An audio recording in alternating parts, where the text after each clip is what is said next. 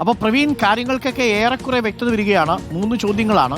ആദ്യത്തെ ചോദ്യം, ഈ ഉണ്ണികൃഷ്ണൻ പോറ്റി ഈ പറയുന്നത് വിശ്വസിക്കാമോ എന്നുള്ളതാണ്. നേരത്തെ ഉണ്ണികൃഷ്ണൻ പോറ്റി തന്നെയാണല്ലോ സംശയം പ്രകടിപ്പിച്ചത്. പ്രവീൺ, എന്റെയും ന്യായമായ സംശയം അതാണ്. അത് ചോദിക്കാൻ വേണ്ടിയാണ് ഞാനിപ്പോൾ ഉണ്ണികൃഷ്ണൻ പോറ്റിയുമായി ബന്ധപ്പെട്ടത്. പക്ഷേ ഉണ്ണികൃഷ്ണൻ പോറ്റി പറയുന്നത് കോടതിയുടെ പരിഗണനയിലിരിക്കുന്ന വിഷയമായതുകൊണ്ട് പറയാനുള്ളത് പ്രതിനിധിയോട് പറഞ്ഞിട്ടുണ്ട് എന്നാണ് ഉണ്ണികൃഷ്ണൻ പോറ്റി പറയുന്നത്. ഇതിൽ കൂടുതൽ ഇപ്പോൾ വിശദീകരിക്കാനില്ല എന്ന് ഉണ്ണികൃഷ്ണൻ പോറ്റി പറയുന്നു.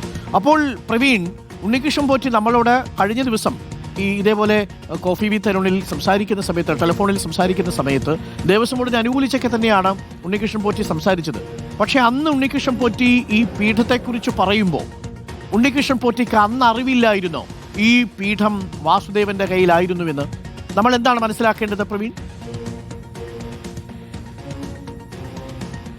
അരുൺ, ഇന്നിപ്പോൾ ഉണ്ണികൃഷ്ണൻ പോറ്റി സംസാരിച്ചപ്പോൾ ദേവസ്വം ബോർഡിനെ പൂർണ്ണമായും അനുകൂലിച്ചുകൊണ്ടാണ് അദ്ദേഹം മറുപടി നൽകുന്നത്. അതായത് ഈ ഒരു പീഠം സന്നിധാനത്തേക്ക് എത്തിക്കുകയും അവിടെ നട അടച്ചതിന് ശേഷം വിശദമായിട്ടുള്ള പരിശോധന നടത്തിയപ്പോൾ അളവ് കൂടുതലാണെന്ന് അറിയുകയും ചെയ്യുന്നു. അത് ദേവസ്വം ബോർഡ് ഉദ്യോഗസ്ഥൻ തന്നെയാണ് ഈ ഉണ്ണികൃഷ്ണൻ പോറ്റിയുടെ സഹായിയോട് അല്ലെങ്കിൽ അദ്ദേഹത്തിന്റെ സുഹൃത്തിനോട് ഇക്കാര്യം പറഞ്ഞത്.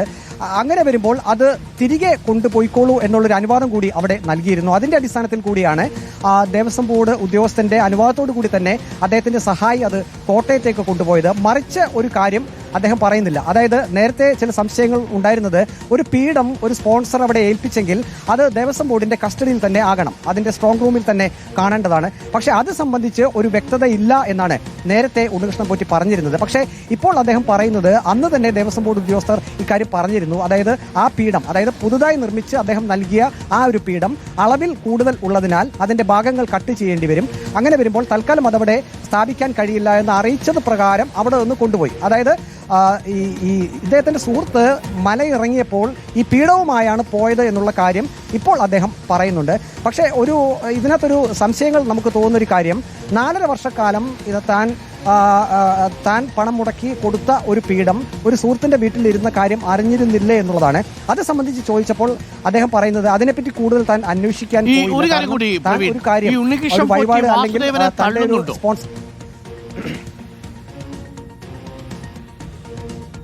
ഇല്ല അരുൺ, നമ്മളുടെ അവസാനത്തെ ചോദ്യം അതായിരുന്നു. അദ്ദേഹത്തോട് സംസാരിച്ചപ്പോൾ ഉണ്ണികൃഷ്ണൻ പോറ്റിയോട് ഏറ്റവും അവസാനം ചോദിച്ചൊരു ചോദ്യം, ഒരു പീഠം, അതായത് ശബരിമലയുമായി ബന്ധപ്പെട്ട ഒരു സ്പോൺസർ നൽകിയ ഒരു പീഠം, അതിൽ അളവ് വ്യത്യാസം കണ്ടതുകൊണ്ട് അത് ക്ലിയർ ചെയ്യുന്നതിനായി കൊണ്ടുപോയൊരു പീഠം എന്തിന് 4.5 വർഷക്കാലം വീട്ടിൽ വെച്ചു എന്നുള്ളതാണ്. അപ്പോൾ സ്വാഭാവികമായും ചില ആരോപണങ്ങളൊക്കെ ഉയരുന്നത് ആ പീഠം വെച്ചുകൊണ്ട് ചിലപ്പോൾ പൂജകളോ അല്ലെങ്കിൽ മറ്റ് അയ്യപ്പ ഭക്തരെയൊക്കെ അങ്ങോട്ടേക്ക് ക്ഷണിച്ച് ഈ പീഠം അവിടെയുണ്ട് എന്ന രീതിയിലൊക്കെ വ്യാഖ്യാനിച്ചുകൊണ്ട് പണം പറ്റി പൂജകൾ നടത്തിയിട്ടുണ്ടോ എന്ന രീതിയിലുള്ള ആരോപണങ്ങളൊക്കെ ഉയരുന്നുണ്ട്. ആ ആരോപണങ്ങൾ സംബന്ധിച്ച് ചോദിച്ചപ്പോൾ അദ്ദേഹം പറയുന്നത് തന്റെ സുഹൃത്ത് അങ്ങനെ ഒരാളെയല്ല, അങ്ങനെ ഒരു ആവശ്യം അദ്ദേഹത്തിനില്ല.